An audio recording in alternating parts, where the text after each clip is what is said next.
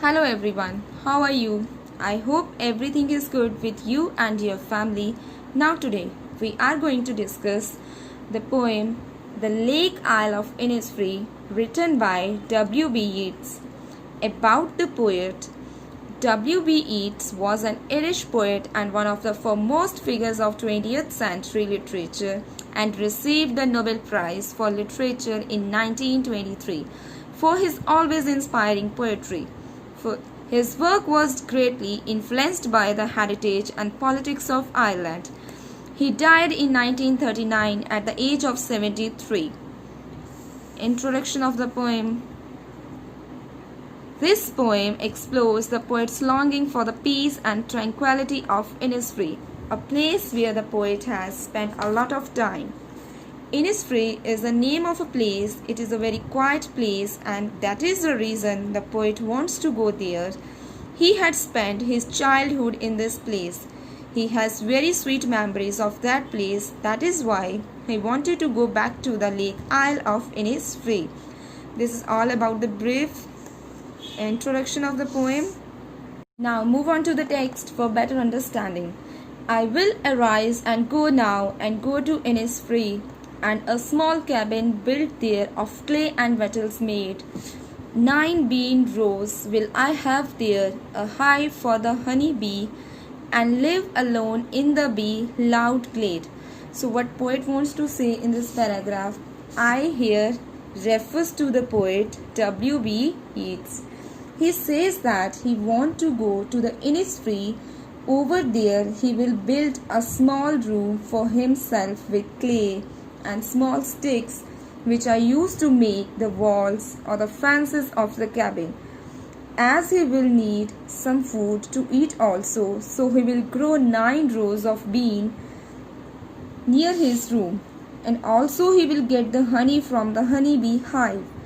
He says that the open space where he will build his room will be full of the buzzing sound of the bees, and over there he will live all alone in peace and tranquility. I hope you understood this paragraph. Now move on to the second stanza. And I shall have some peace there, for peace comes dropping slow, dropping from the vales of morning to where the cricket sings. There midnight's all a glimmer, and noon a purple glow, and evening full of the linnet's wing. So in this paragraph, the poet wants to say that when in Innisfree, he will feel peaceful, and he says that the feeling of peace is felt slowly and gradually. He describes how he would feel peaceful in the morning time when it is cloudy and the view is not very clear. Then it will appear as if the morning has worn a veil and has hidden itself. Looking at this scene will make him peaceful. Further, he says that when the male cricket insect will sing a song, that sound will bring him at peace. Also at midnight, when he will see the twinkling stars in the open sky, their shine will give him peace.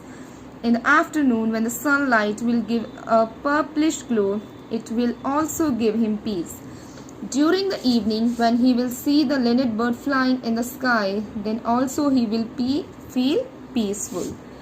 So now move on to the third stanza. I will arise and go now, for always night and day.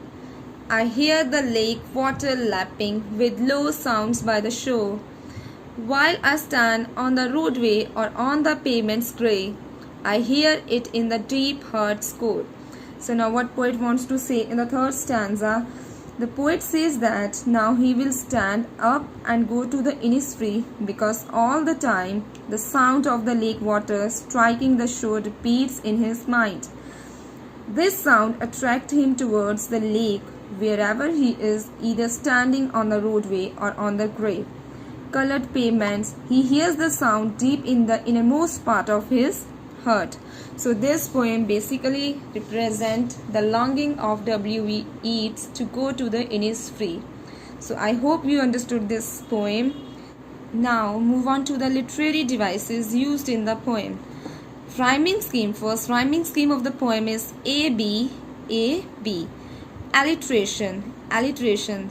The repetition of a consonant sound in two or more closely placed words is called alliteration. Like hive honey. Here the repetition of H sound is alliteration. L is also alliteration. Repetition. The repetition of a word or phrase in a line and stanza is called repetition. I will arise and go now. That line is repeated in first stanza and second stanza. That is known as a repetition. Now next, personification. Now what is personification? It is a poetic device in which human qualities are attributed to something abstract or non-living. Wails of morning.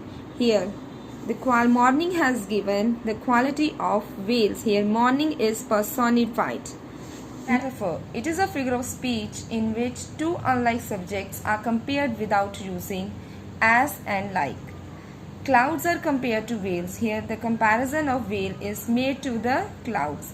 Now I hope you understood the poem. Now in today's online class, your teacher will discuss the question answers of this poem.